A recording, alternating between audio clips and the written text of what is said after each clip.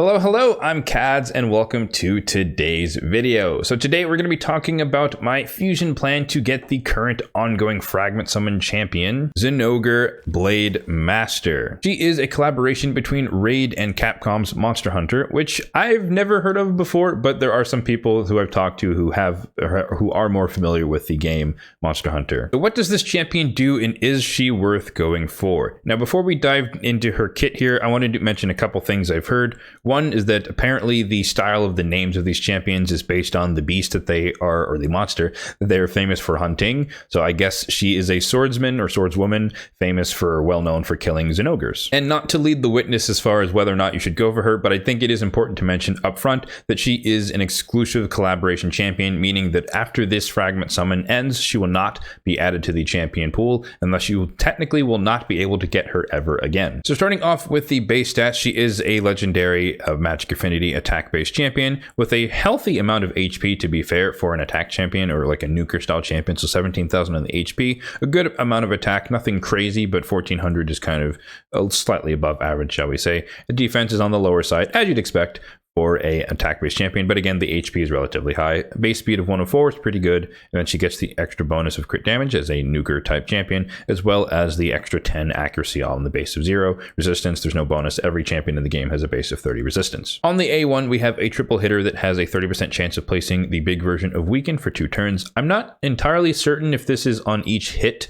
because that would 30% is a really low chance for just a single hit, but it would make more sense as a triple or like on each hit. So the wording does not make that very clear. I'm not sure which it is, but I would assume the latter, that it would actually be on each hit. There's a 30% chance. So a pretty good chance to place Weaken on the A1. On the A2, we have a quad hitter that also fills her turn meter by 20% when you add up all the hits, 5% per hit, and it also places increased speed on all allies for 2 turns on a 3-turn cooldown when booked. The A3, continuing on with the theme here, is another single target 4-time hitter, and before attacking, she puts increased attack on herself. The first 2 hits have a 100% chance when booked of placing a leech, and the third and fourth hit have a 100% chance of placing decreased attack for 2 turns when booked. On the passive, we kind of have a Leorius the Proud thing going on here, where her damage increases by 1% for each 1% of HP lost, so kind of a built-in super fury set akin to Leorius's passive. And the way I understand this active effect, which is on a 4-turn cooldown, is that it's kind of, or arguably worse than an unkillable buff, because if someone takes a turn immediately after that, you can just kill her, right? Because it's on a cooldown. And so there's nothing stopping her. There's nothing that forces her to cut in and take a turn or sit there and wait until she gets a turn like a Leorius or a Skull Crown. So it's worse than that in that regard. But then again, you also heal by 50%. So you might be able to survive another hit from somebody else in the meantime before you can get your turn. And of course, if you just put heal reduction on, it doesn't work at all. On the aura, albeit niche, it is pretty good. So speed in specifically dungeons by 30%, which is substantial primarily because one of her main use cases is in the Fire Knight dungeon. And so boosting your speed by 30% against the Fire Knight is very advantageous. So what are my thoughts overall on this champion? As far as a grade is concerned, I'm going to have to be a little harsh and honestly give her like a B. It's like kind of like slightly above average, but nothing truly special.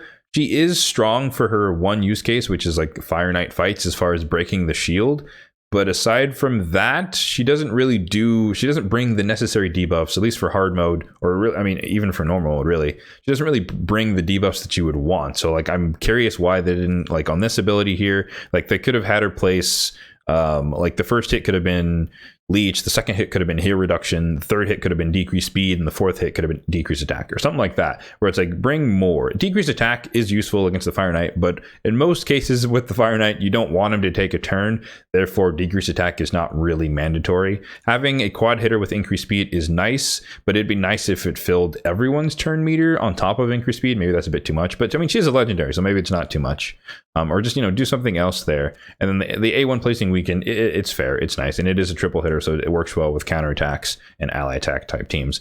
But I think her not having decreased speed and or heal reduction, that would really bring her into normal mode Fire Knight, and then having some sort of freeze in the kit. Maybe a freeze on this ability here. Attacks an enemy 4 times, each hit has a chance to place a freeze, and if she places the freeze, then it increases her turn meter by 5% or so, something like that. Something to bring her into the mix of hard mode Fire Knight and normal mode Fire Knight in terms of debuffs. But in fairness, when it comes to the Cursed City of Centrano, she will be very, very useful for anything that she fits into the restrictions of, for some sort of hard Fire Knight, anything, hard mode or normal mode. mode in the Curse City. So having a bunch of multi-hitters, even when unbooked, is going to be substantial for breaking down the shield, because honestly, when it comes to the Curse City versions of the bosses, just breaking the shield on the Fire Knight is kind of the hard part. After that, they're relatively squishy compared to the actual full dungeon bosses, just to make it balanced, because they are restrictive. And so honestly, just having all the hits is more helpful than her placing any of the useful debuffs for the Curse City. I do also think that she could probably do some pretty cool things in the Demon Lord clan boss. She has a lot of multi-hitters, which is great for Giant Slayer. You do have to worry about the fact that she has increased speed, which may or may not work with whatever type of comp you're running. So you might have to turn off the A2. She also kind of anti-synergizes with herself with the Leech, which will heal her, which kind of gets rid of the damage as she gets lower HP passive. So she'd be better on an unkillable team, not a block damage team, because block damage she'd be at full HP the whole time. But unkillable specifically, if you can build her with low enough accuracy to not land the Leech, then she can pump out a lot of damage. So if you are convinced that you do want to pursue this champion, let's talk about how you go about getting her by diving into the spreadsheet. As per usual, this spreadsheet will be linked in the description box down below if you want to check it out. We have a catalog of all of the previous fusions going all the way back to Pythion, breaking down all of the events and the previous milestones. So we have a historical record of what we had to do. For this fusion, we have a pretty standard layout relative to the current standards of fusions. So we have our typical 4 dungeon split. We have 2 classic arena tournaments. We have a champion training tournament ongoing right now. We have 1 champion chase. We have 3 dungeon divers, unfortunate. And then we have 3 artifact enhancement champion training event, as well as a summon rush. Now, for those who are less familiar with the format here, we do have obviously all of the events and tournaments. And then on the right-hand side, we have all of the milestones. If there's anything marked with an asterisk, that means it is a predicted value, which is usually based on historical precedent. And if it's just the raw value itself, for example, the champion training event, something that's already live in the game, it's going to reflect the actual in-game values. And then I usually like to go in after the fact and put things in parentheses for what I actually did for the fusion, just so you guys know what my approach was, because obviously you know what your approach was, right? You did the fusion, but so that you know what I actually did pursuing whatever fusion you want to look at. So if you were checking out the parentheses a little bit too closely, you may have noticed a bit of a spoiler there, but nonetheless, we can jump right into the noteworthy elements for this particular fragment summon. The main thing to note is that there are 115 fragments up for grabs when you exclude winning the tournament, the champion chase, and or the champion training, which majority of the player base, myself included, have no capacity to win those, so I never count them in the total. But the remaining fragments are 115. And then for one of the few times in fusion history, both the champion chase and the summon rush offer only 15 fragments, meaning that you have a choice to pick one or the other, or do a bit of both. However, I suspect that you're going to have a 5 and a 10 node in each, and the 5 is going to be the lower one, so you can't really do half and half. It's probably better just to do all of one and none of the other, or you can do both and then skip some other events, artifact enhancement, dungeon dive, or something else that is a bit more painful. In my case, since there is going to be a progressive style chance this weekend, as you can see here, and they're featuring one of my most wanted legendaries in the entire game, I'm leaning more towards the summon rush aspect and doing that in its entirety compared to participating in the champion chase. And the champion chase, if we're looking at historical precedent as far as the order of shard pull events, it should have been a 2x sacreds. That was my expectation. But looking at the Monster Hunter collaboration table or information they sent out, it seems more like it's going to be a 2 times void, which is odd for the order. But nonetheless, if that's what it is, that's what it is. So that's the current indication as far as that, because it's going to be featuring Fatalis, Blademaster, or whatever, the Void Legendary. In that, at least in a 10x over that weekend. So we're expecting instead that it's either going to be 2x voids with a 10x on that guy, or maybe it's just a 10x on that guy with during 2 times sacreds. I doubt that, but we'll see. We'll wait and see what that is. But nonetheless, regardless, I plan to skip it. One of the reasons I plan to do it this way, like I said, one of the champions I want is in the progressive chance event over this weekend. But on top of that, 2 times sacreds, I'm close to Mercy right now, or I'm in Mercy right now for sacreds. So I'd rather risk it for the biscuit to try and get a Valkyrie. We'll stop bearing the lead here to try and get Valkyrie. If it was 2 times sacreds, I would rather go for the Valkyrie versus just going for the generic legendary pool.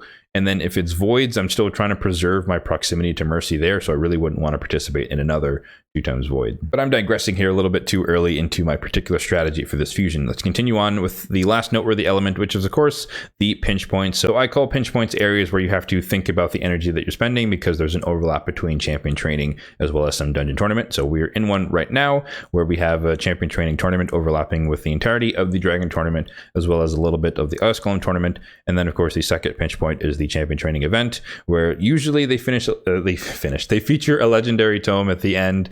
And for me, I always like to chase legendary tomes. So this is a major one for me where I have to focus maxing out champion training on the event, as well as doing in the entirety of Fire Knight and a little bit of Spider near the end. A couple other things to note about the spreadsheet, at least the format, is we typically have these shard events, whatever they are. In this row, we have whether or not there's a CVC, PR versus non-PR. In this row, we have the potion keeps, which are not relevant to a fragment style, but they are relevant for traditional and or hybrid fusions, because you may want to be able to farm some of the ascension potions in between, or whenever their day pops up. And then lastly, we do have the energy plan at the bottom, which we kind of alluded to with the pinch points, but this is where I summarize where I plan to spend my energy over the course of the fusion. Recommendation perhaps for you guys as well, but it's mainly to summarize what I did. So let's briefly talk about current events in the game, starting off with my supply count, because I do like to take a snapshot of where my supplies are, mainly gems and silver, at the beginning of a fusion and compare it to where I end at the end of a fusion, just so you guys know how much it costs net to complete a fusion as a free-to-play endgame player. Now granted, it has been close to a full day worth of play, so my silver count is higher than where it would have been at the exact start of the fusion, but nonetheless, day one, it kind of encompasses the idea of what's going on. So we're just under 21 million on the silver,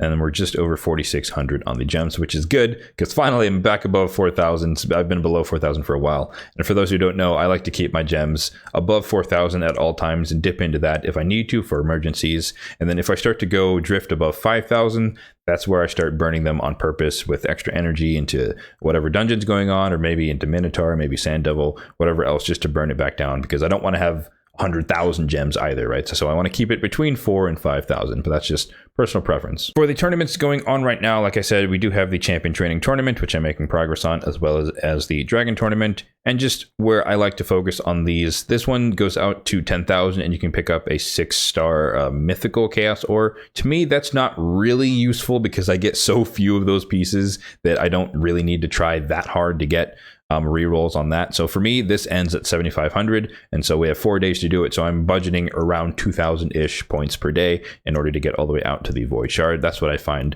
the most useful. But if you're just going for the fragments, it's really, really easy to get 5,000 points over the course of 4 days. Dragon tournament, similar story, where I'm just going out to the 2250 to get the fragments, and so that equates to about 750 per day. As you can see, I already did my allotment for today. And so I like to do these day by day. That's my method. I know some other people like to burst on certain days and whatnot. But my preferred style is to just do incrementally how much I need to do for each tournament or event, whatever, per day, and then kind of work my way towards the end, and then blast on the last day to make sure that I actually finish it. So 750 per day over the course of 3 days will get us to the 2250. Jumping over to the events, we do have the Dungeon Divers, which thankfully started at the same time as the Champion Training and the Dragon Tournament, so you get full credit and you don't have to wait a day, for example, for Dungeon Divers to start. So this one is a bit rough at the 3,700 mark, but if you're doing both a good amount of Champion Training as well as the entirety of the Dragon Tournament, then you should be able to get to 3,700 over the course of 3 days. But if you are mainly a tavern bro and you're using a lot of brews for the Champion Training Tournament, then you're gonna have to burn a lot more gems into Dragon or whatever dungeon to make sure that you're getting all the way out to 3,700. Or if you plan to do both of the summoning events like we talked about, then you could probably skip some of the Dungeon Divers as well to make that a bit easier for yourself. We have a summon rush that is already live, and honestly it is fairly generous. I have to be honest here, because typically the higher milestone is 3,500 or above, and this one is at basically at 3,000, 150 mysteries on top. So this is a very, very cheap summon rush, and so I am more than happy to pull 6 acreage just to be able to get this and also get a chance at the Valkyrie for myself. But yeah, this is a very cheap, and we have to acknowledge it's a very, very cheap summon rush compared to some of the other ones that have been a lot higher. Like Python was nearly 9 or 10 sacreds to get him. So we've definitely seen a lot worse than a 3,000 for a fragment summon. And lastly, the artifact enhancement does start tomorrow, at least at the time of this recording. And as we talked about relative to my silver amount, there are some champions whose gear I do plan to 16 immediately, and that's like something that I just have to do. But since I'm a little bit low and there's also 2 more artifact enhancements to come, I'm probably going to opt more for the gear cleanse style of leveling gear this time around. And so I'm probably going to go through a lot of my accessories and start filtering on, like, for example, like I would look at crit damage amulets with accuracy or something like that. And then go here and look at all the ones to start leveling all of these 5-star ones. Take them to 4, take them to 8. If they roll something good, if they're epic or legendary, take it to 12. See what the stats are, substats are, and then start selling them off. That way I can still gain some silver back, even though I'm spending it to level up all the gear. So that's probably going to be my approach this go around for the first one, just to keep my silver level healthy in between each of the artifact enhancements, because that can easily be a very, very big problem when you start burning through a bunch of silver leveling up gear. All right, so that's going to do it for my fusion plan for Zinogre Blademaster. Let me know in the comment section down below if you guys are planning to do this particular fragment summon. Like I said at the beginning, she is an exclusive champion, meaning that she will not be added to the champion pool after the fragment summon ends. And so that might be a reason that you want to go for her. I'm not going to say that she's a must do. I don't think she's going to make or break your account necessarily. She will definitely be helpful in the Cursed City against anything Fire Knight where she falls into the realm of the restrictions. But outside of that, I think she's just kind of a multi-hitting beast, but doesn't bring enough utility to make her truly a beast in Fire Knight, normal or hard mode. As always, if you found this video helpful, then be sure to hit that like button down below. And if you enjoyed the video, then be sure to subscribe to the channel for more content just like this one in the future. Thanks for watching and have a good one.